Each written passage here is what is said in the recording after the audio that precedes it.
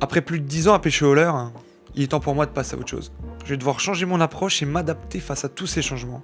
Si je repense à mes premières vraies belles saisons de truite, qui correspondent tout simplement à la période où j'ai eu mon permis et où j'ai ralenti les boîtes de nuit, alors oui, les rivières étaient peut-être en meilleur état avec de l'eau toute l'année, certes.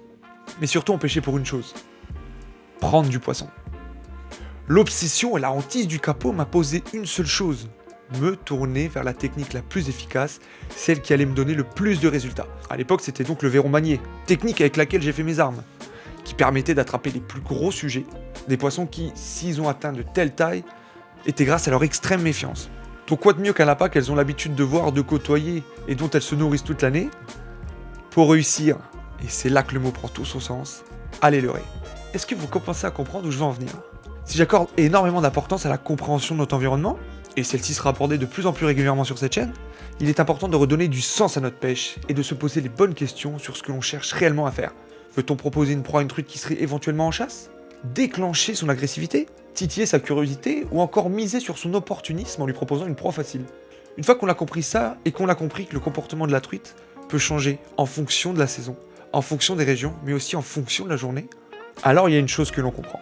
Balancer des leurres toute l'année peut devenir une énorme connerie et surtout une stratégie contre-productive. Et c'est là que ce titre, peut-être putaclic pour certains, mais très parlant pour moi, prend tout son sens. Et si j'avais été obstiné des années à pêcher au leurre, plutôt qu'à essayer d'attraper des poissons ? Car on a tous cette technique de prédilection. Attraper cette grosse truite du pont en sèche, ou rêver de ce gros brochet qu'on arriverait à leurrer au jerk. Et si je vous parle de tout ça, c'est à cause de ce qui s'est passé la saison dernière. Depuis de nombreuses années, s'il y a bien une période que j'affectionne particulièrement, ce sont les premiers jours, les premières semaines après l'ouverture. Les mémères sortent de reproduction, elles ont la dalle, et surtout, ça fait normalement 6 mois qu'elles n'ont pas été sollicitées. Ça donne donc lieu à de très beaux résultats, de très jolis poissons, voire même des records, et ça met surtout en confiance pour le reste de la saison. Surtout que chez nous, après ces quelques jours, ces quelques semaines, on se tape toujours au moins 20 jours en avril, où c'est extrêmement difficile de les faire réagir. Sauf qu'à cette saison 2025, j'ai pas eu le temps de profiter de cette fenêtre-là. On l'a d'ailleurs pas vraiment eu. Est-ce que c'est dû à l'avancée de la saison ? Possible. En tout cas, on a eu quelques très jolis sujets de prix, mais pas les beaux sujets que la rivière nous offre naturellement à cette saison. Donc j'avais pas lancé ma saison et c'est à ce moment-là que j'ai pris les plus mauvaises décisions. Répéter la même chose et s'attendre à un résultat différent, n'est-ce pas là ni plus ni moins que la définition de la folie ? Bon, je pense pas en être arrivé là. J'avais quand même varié ma pêche et mes approches. Mais en fait, j'aurais peut-être dû essayer une technique complètement différente, plutôt que de passer plus d'un mois à me casser les dents à balancer des leurres. Et c'est là que je veux en venir après toute cette passionnante argumentation. Rajouter une corde à son arc. Je vous ai parlé de mes débuts au verron manié. Ce serait une véritable belle option avec surtout un sacré retour aux sources. Mais on se rapprocherait beaucoup du leurre quand même. Et ce ne serait pas avantageux si les truites ne sont pas en train de se nourrir de poissons. Et surtout, la flemme de me trimballer des verrons vivants. Ah mais oui vraiment, c'est l'une des raisons pour laquelle j'ai arrêté cette technique d'ailleurs. Et j'ai donc décidé, roulement de tambour, de me tourner vers le tuck.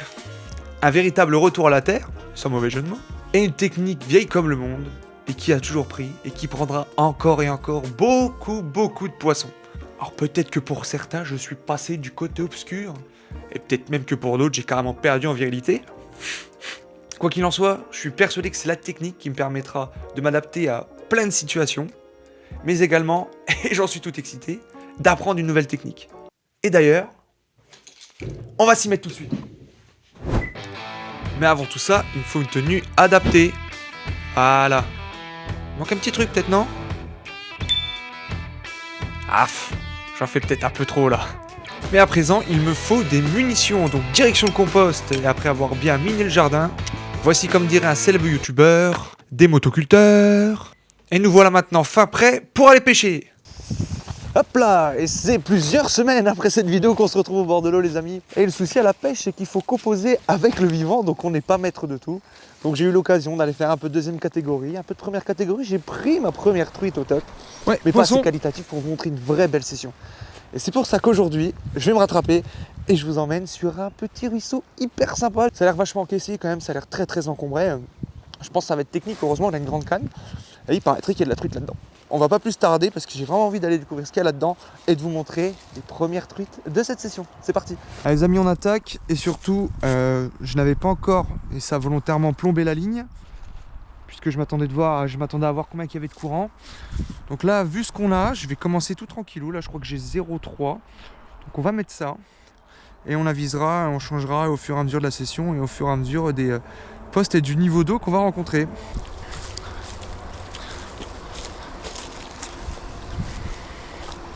Ah les gars, on a les premiers courants, mais c'est impêchable.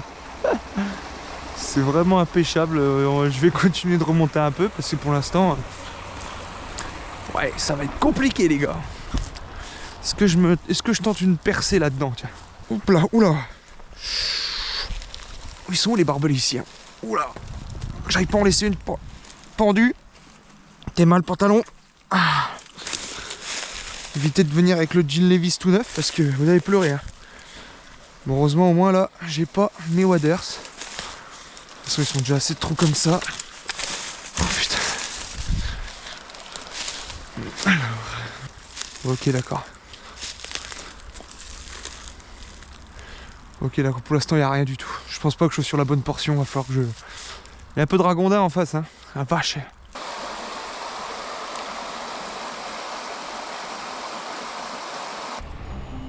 Bon les amis, nous voilà maintenant en piste, prêts à dégainer, mais une première difficulté se présente à moi. Ouais, c'est très encombré et pas évident de trouver un endroit où pêcher, vraiment. Mais heureusement, de temps en temps, on arrive à trouver une percée pour y faire du poisson. Ah non, toujours pas là.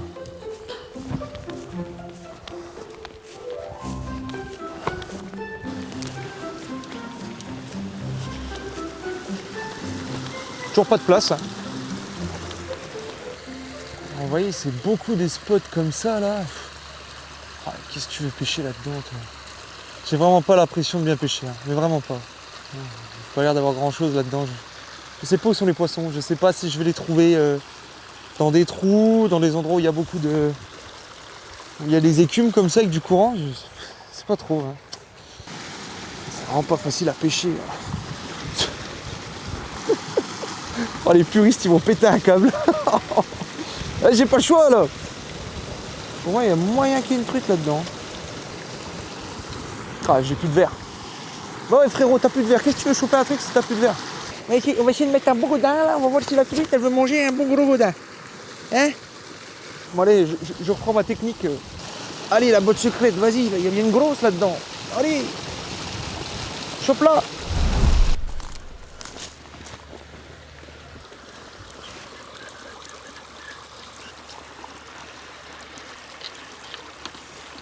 Ah là là là là là là, putain, puis les branches. Ouais, 360, faut réussir à le gérer. Hein. C'est pas évident. Il y en avait une. Chier.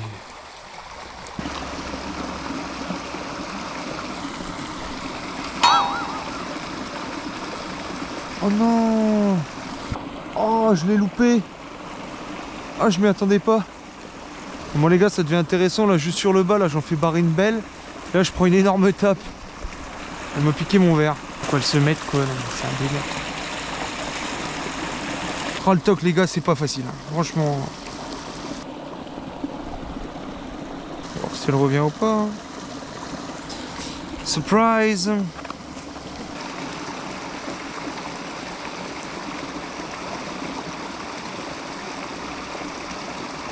Ouais. Oh non, je la reloupe. Mais non, puis je me raccroche au-dessus. Non mais c'est...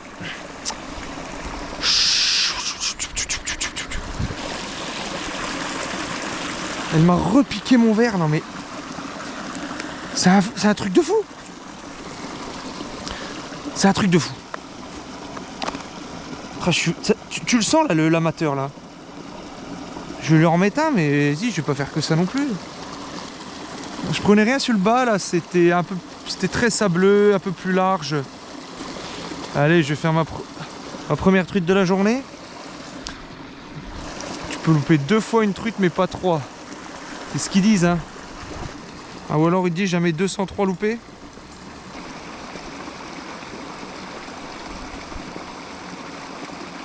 Ouais, je l'ai. Oh non!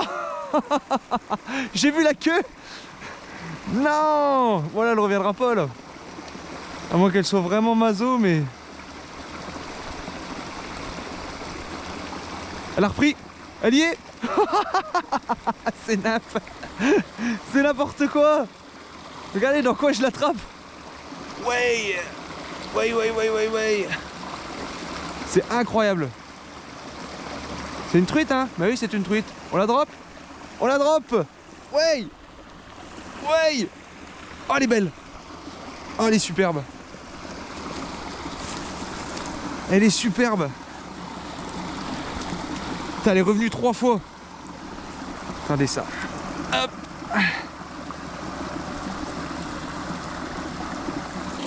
On est sur de la truite de ruisseau, hein, mais c'était la première de la journée, c'est la première en ruisseau pour moi, donc c'est hyper satisfaisant. Voilà. Puis cette action, là, elle revient 3 fois, elles sont pas farouches, je sais pas si elles sont beaucoup sollicitées ici, mais... Voilà, super. On va remettre ça à l'eau et attaquer la première parce que ça fait 2 poissons qu'on voit en 2 spots, donc ça commence à sentir bon. Bon bah allez hop, on y retourne. Bon, j'ai pu me faire chier, je vais pêcher que les endroits où il y a vraiment un trou et avec un vrai spot, parce que je pense pas que les poissons soient sortis dans ce genre de spot un peu plus lisse. Et puis là, c'est compliqué à pêcher quand même. Wow. Oula. Je pense que ça, c'est des spots très intéressants à pêcher quand l'eau est assez haute. Puis sinon, on va pas s'embêter. Hein. On va... Déjà qu'on avance très très doucement, on va vraiment aller au spot essentiel. Et je vais surtout traverser parce que là, je me rends compte que je suis vachement encaissé par rapport à l'autre côté. C'est moins pratique à pêcher. It's time to cross the river, man. Yes, sir. Hop là. Ah, puis cette canne là de 12 mètres là, c'est... Ah, c'est un coup à prendre, hein. Tu sais, c'est comme quand tu changes de bagnole, là. Quand on achète une grosse, c'est le temps d'avoir le gabarit. Bah là, c'est pareil. Puis les gens là qui jettent leurs papiers là, est-ce que j'ai pas envie de vous faire du mal un petit peu là? Vous voyez, des petits courants sympas, mais j'ai pas envie de m'embêter. Je vais vraiment aller à l'essentiel parce que c'est essentiel d'aller à l'essentiel. Voilà. Oh, c'est beau ça. Oh, je peux me cacher dedans. Je vais tenter hein, une approche. Voilà, là mon gars, là, tu peux y aller, là, les truites elles vont pas te voir. Y'a quelqu'un? Bon, je vais peut-être pêcher, arrêter de faire des conneries. Moi. Ouais, je vais repasser de l'autre côté parce que... Ah.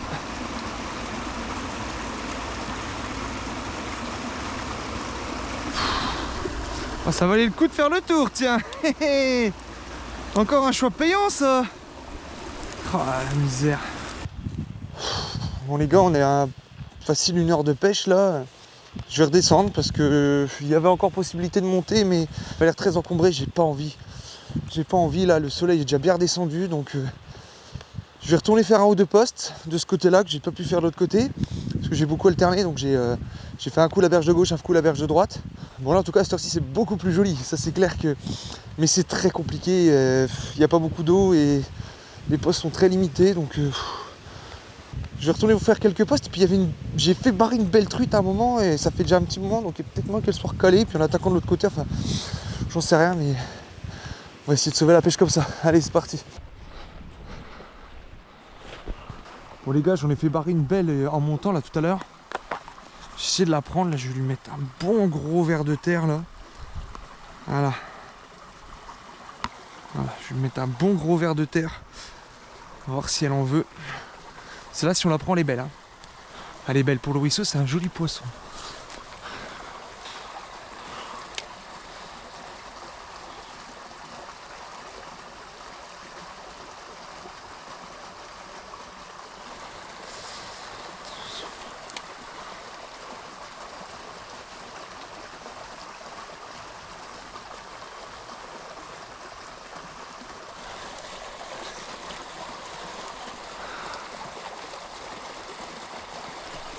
Ouais, allié. Celle que j'ai vue tout à l'heure. Oh, les gars, on a un beau poisson là. Oui, elle est vraiment jolie. Putain, je pensais pas faire un poisson comme ça dans ce trou là. Incroyable. Incroyable le fiche qu'il y avait là-dedans. Eh, c'est celle que je vois tout à l'heure. Ah, attends, je vais essayer de me sortir des branches là. Oh, la belle Fario. Oh, puis ce combat là. Oh, oh, oh, oh, oh, oh. Là, c'était vraiment sympa quoi. Je l'ai vu tout à l'heure, je l'ai fait barrer en remontant. J'ai été pêcher le dessus. Je suis passé de l'autre côté et là j'ai réussi à l'attaquer vraiment. Sur la gauche, j'ai essayé de faire 2-3 dérives avant, ça n'a pas marché. Ah, attends, le problème c'est que moi j'ai pas l'habitude là, à 3,60 m là. J'essaie de la faire descendre tranquillement dans les puzettes. Sans me prendre dans les branches. Eh bien ma belle. Putain. Ah, faut réussir à contrôler le dessus et le dessous, c'est pas évident. Elle va me voir, elle va avoir peur. Voilà. Putain, on a un poisson qui fait plus de 35 là, c'est quand même vraiment cool. Ce petit ruisseau là. Oh oui, très jolie fiche. Ah, loupé. Allez, viens pour la photo, ma belle. Ah, yes. Yes, c'est super sympa ça.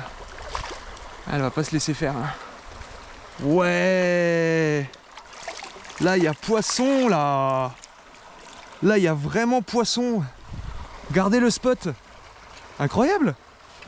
Salut, ma belle. Oh, elle est bien en forme, elle est vraiment jolie. Ah, je suis super content. Je suis très content, les gars. Voilà. Très belle fariole. Maîtresse de son trou. Super. Je suis vraiment content. On va la remettre à l'eau.